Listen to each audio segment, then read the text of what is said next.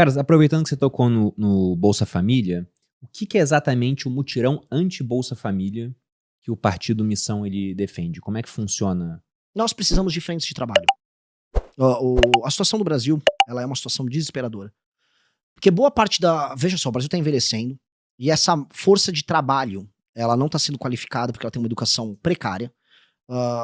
Nós estamos indo muito mal em qualquer ranking internacional educacional e, ao mesmo tempo, a gente está criando uma cultura de não trabalho para essas pessoas. Nós temos milhares, quiçá milhões, de pessoas entre 20 a 35 anos, ou seja, no auge da sua capacidade produtiva, vivendo de auxílios. Pessoas de classe média, muitas estão preocupadas em pegar um BPC falando que são autistas. Eu entendo essa briga agora com agora os autistas de internet. Não, veja só, eu sou um autista, na verdade, tipo uma pessoa completamente produtiva, consegue se comunicar com os outros, mas ele quer um BPC, ele quer não pegar fila no avião, sabe? Cara, eu tive hernia de disco, né? Hoje eu faço jiu-jitsu, tô normal, mas eu poderia ter pego um BPC pra pagar mais barato um carro, por exemplo. Então, assim, hoje existe toda uma indústria do não trabalho e pessoas produtivas estão entendendo que isto é uma possibilidade. Então, pessoas ao redor do Brasil entendem que o não trabalho, que a dependência do Estado, ela é uma possibilidade. E aí eu volto pro Maranhão, usando muito exemplo de lá, mas posso citar o Amapá, pode ser o Pará, pode ser o Piauí, o interior da Bahia, norte de Minas. Você tem agora gerações de pessoas, desde de 2004, 2005, quando começa o Bolsa Família, que já entendem, por conta da transmissão de conhecimento dos próprios pais, que o Bolsa Família é uma constante, é uma realidade. A existência dela parte do princípio de que o Estado ele vai ajudar ela em uma medida. Então, como é que você tira da cabeça da pessoa essa constante? Aí entra os mutirões.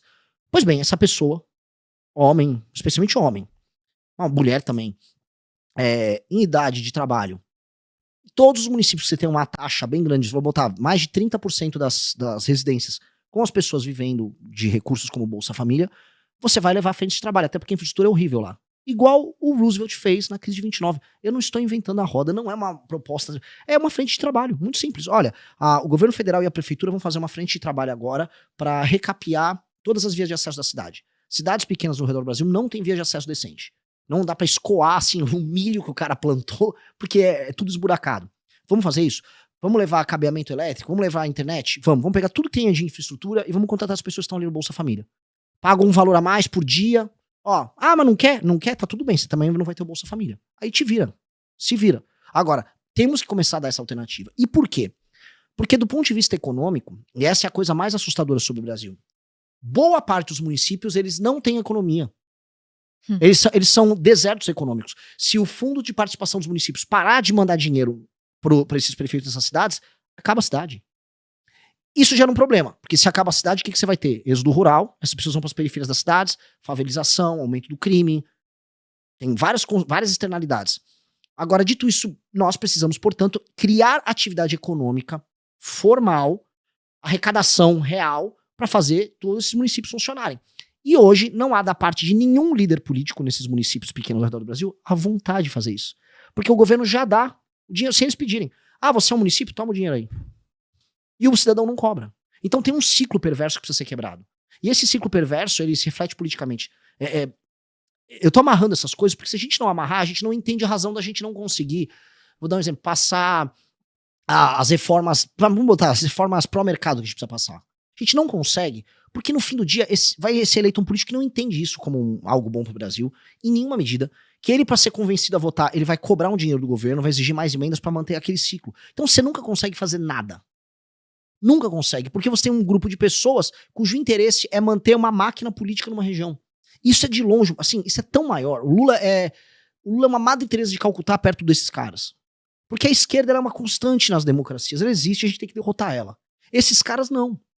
Se eu for pra Argentina, não é igual. A intensidade desse negócio que a gente chama de centrão não é igual. Até em outros países da América Latina. Aqui é especialmente grave. Eles são especialmente poderosos. Eles mandam muito. Quem são os políticos que mandam mais no Brasil hoje? Fazer um top 5. Era o Ciro Nogueira, o Rueda. Vamos botar o Lula, presidente da República. Vou botar o Alcolumbre, com certeza. Talvez... e o Kassab. Tirando o Lula, que é de esquerda, o que os outros têm em comum? Todos do centrão. Todos do centrão. Tem alguma posição política desses caras? Nenhuma. Tem algum projeto de Brasil? Nenhum. São todos, basicamente, caras do centrão que ganham dinheiro com isso. Não é o Bolsonaro, o poder relativo do Bolsonaro é mínimo. O do Flávio é mínimo. Eles sempre foram pequenininhos nesse jogo. E isso explica, inclusive, por que eles governaram, eles deram o governo pro Centrão. Então, a gente precisa mudar isso. Não tem ninguém bom, não tem ninguém com QI maior de 110 ali no meio. Já aproveitando esse ponto de agenda de Brasil, cara, qual é a sua ideia de Brasil, assim, realmente? Qual o projeto do Partido Missão para o nosso país? Eu sempre falo assim, a gente tem que olhar o Brasil que a gente quer daqui pelo menos 30 anos, porque a gente também não tem muito tempo para ter esse Brasil que a gente quer, e aí você ir fazendo a lição de casa de trás para frente, né? O Brasil precisa ser uma das 5 maiores nações do mundo nos próximos 30 anos, porque se ele não o for, ele vai ficar à mercê de um conflito global. Eu tô falando agora de uma nova guerra fria entre China e Estados Unidos, em que o Brasil tá muito fraco para lidar. O Brasil tem muito recurso natural. O sul global virou agora protagonista. A população do mundo tá no sul global. Boa parte da economia foi pro sul global. E o Brasil com terra gigantesca, terra agricultável, com sol, com energias renováveis e não renováveis muito abundantes, com população, mercado consumidor, proximidade dos Estados Unidos. O Brasil ele se torna um ativo para algum dos blocos. E o Brasil não nasceu para ser ativo americano ou ativo chinês. O Brasil nasceu para ser o Brasil. E ele tem que ser uma força por si só. Portanto, esse Brasil que a gente está falando tem que ser uma das potências, tem que estar militarizado, tem que estar forte, tem que ter controle de fronteira. É um Brasil que apenas sobreviverá dessa maneira. Então, estar forte militarmente, destruir o crime organizado para ter controle do próprio território, ter produção de tecnologia de ponta, para que você possa ter não só armamentos, mas ter uma economia robusta, isso é obrigatório. Então, quais são os caminhos que levam a gente a fazer isso? Quais são os caminhos em termos de segurança pública? Quais são as políticas que a gente tem que adotar para que a gente destrua o crime organizado o mais rápido possível? Quais são os caminhos que a gente pode utilizar para colocar as terras raras como um elemento na mesa, para sentar com outros países e falar não só em extrair elas, mas fazer transferência de tecnologia, trazer, vamos dizer, o complexo produtivo para cá? Ah, beleza, dá para negociar com os Estados Unidos, mas nenhuma empresa vai vir para cá se não fizer uma reforma de competitividade ou se os juros continuar a 14%. Então, para baixar os juros, tem que fazer uma reforma fiscal. Então, quando a gente vai depreendendo, vamos dizer, de uma meta, o que nós precisamos fazer, nós começamos a surgir com um plano. Que é isso, você tem uma meta futura e você depender as ações. A beleza disso, nós não precisamos inventar praticamente nada, porque em quase todas as áreas é mais ou menos sabido o que precisa ser feito. Ah, na área fiscal, você pode imaginar, a gente precisa de uma reforma fiscal focada na despesa. Agenda de competitividade, de maneira, vamos dizer, desesperadamente a gente precisa ter uma agenda de competitividade. Investimentos em infraestrutura, que só vão acontecer se do outro lado a gente diminui a despesa para poder baixar os juros, aumenta o espaço do gasto discricionário e também a volúpia do investidor em investir em infraestrutura, com marcos regulatórios sérios, tirar a ONG que atrapalha o funcionamento de investimentos e projetos, por exemplo, na região centro-oeste e norte. Agenda de competitividade, educação, formação de mão de obra, simplificar o modelo que nós temos hoje de currículo nas escolas, devolver autoridade para o professor. O que eu estou querendo mostrar é que em todas as áreas há planos que você pode adotar que vão te levar para esse caminho final. E para mim o que interessa é explicar para as pessoas qual é esse caminho final. Então a gente criou um livro, que é o livro amarelo, e inclusive a versão final, que vai ser meu plano de governo, vai começar a rodar acho que daqui 2 semanas, e a gente vai lançar para todo mundo. Ele tem o plano, quais são as medidas que eu vou começar a tomar agora para chegar nesta meta daqui 30 anos?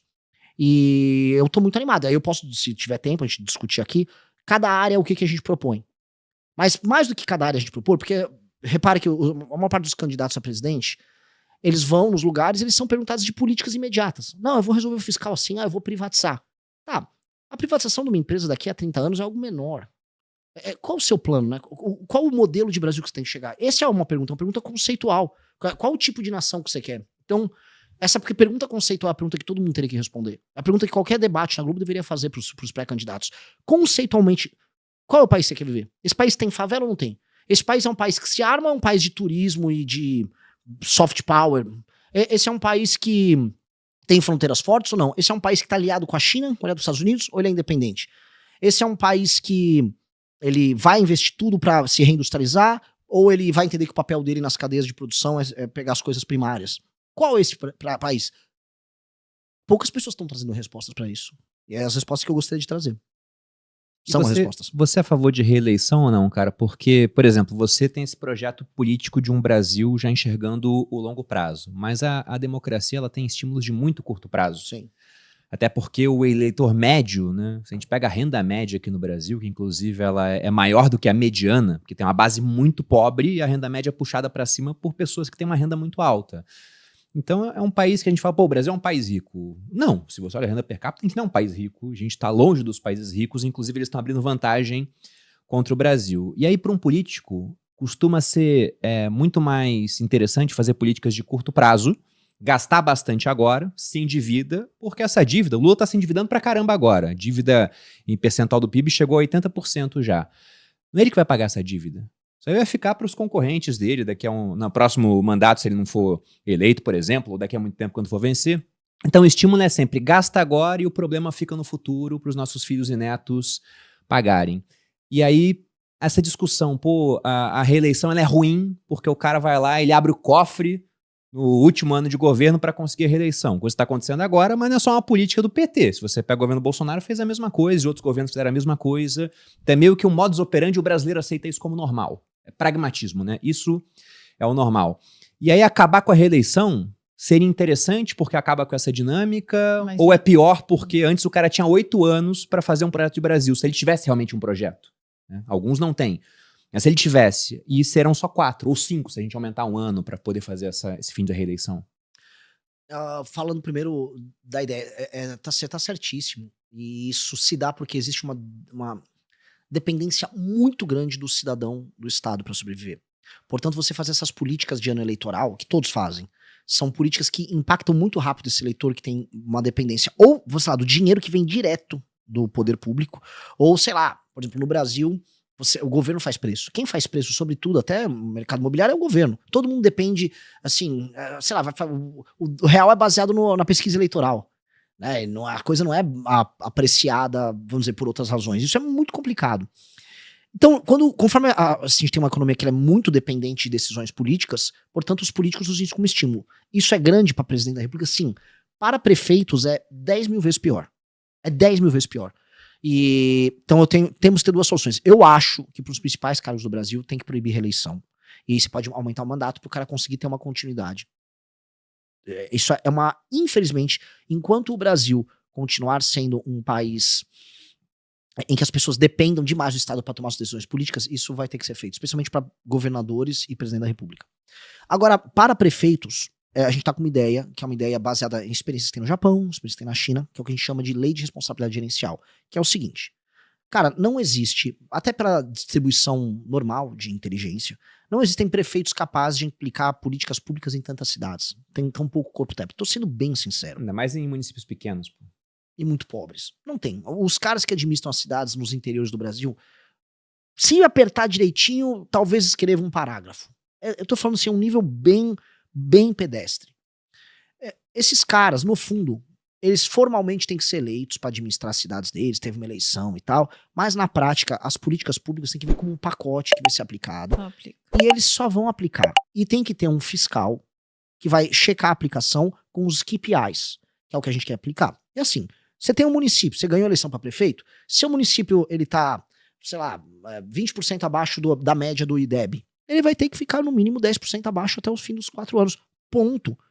Se ele não ele tem que aumentar a arrecadação desesperadamente, ele tem que aumentar a atividade econômica no município, ele tem que elevar a taxa de cobertura de saneamento básico. Esses indicadores são obrigatórios. Hoje não tem.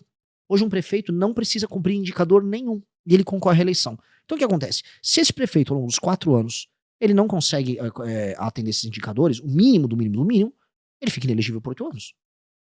E, paralelamente, o dinheiro do Fundo de Participação dos Municípios ele tem que ser condicionado por um comissariado que precisa ser criado, que vai determinar, não, você está aplicando essa política, você está aplicando a política, está funcionando, vai o dinheiro.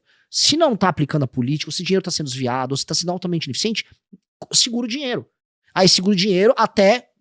Aí tem que ter uma medida jurídica, que é a legislação que a gente está criando, ela prevê isso, em que aí o comissário faz a aplicação do dinheiro no município. O prefeito continua lá, sendo o prefeito popular, que o povo gosta. Mas as políticas que ele vai adotar, infelizmente, hoje, ele nem sequer vê como prioridade, nem tem condições técnicas de fazer. Então você vai ter que trazer material humano para administrar os municípios. Para fazer isso, você tem que diminuir o número de municípios. Leva o material humano, coloca os KPIs, e aí a gente começa a fazer esses municípios pequenos, que vivem do dinheiro das pessoas produtivas, eles serem administrados à moda dos lugares produtivos do Brasil. E com critérios muito claros. O principal deles, você vai ter que gerar arrecadação por aumento da atividade econômica. Ponto. Gostou do vídeo? Então se inscreva no canal Rugido Cortes para não perder os próximos conteúdos. Deixe seu like e comenta aqui embaixo o que você achou. Sua opinião faz toda a diferença.